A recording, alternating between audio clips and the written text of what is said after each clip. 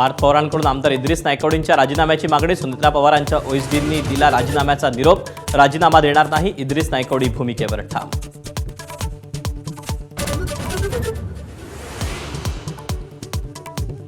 नीट पेपरफुटी प्रकरणात सीबीआयच्या तपासाला नवं वळण. लातूरमधल्या जवळपास 50 रद्दी विक्रेत्यांची सीबीआयकडून होणार चौकशी.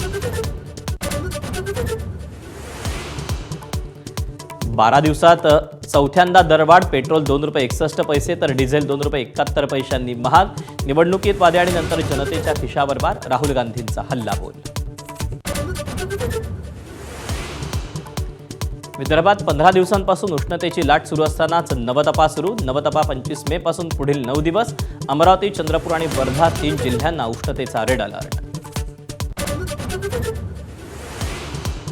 ठाण्यात शरद पवारांच्या राष्ट्रवादीचं आंदोलन. नीट पेपरफुटी, राज्यातील बेरोजगारी या सगळ्या विरोधात राष्ट्रवादी आक्रमक.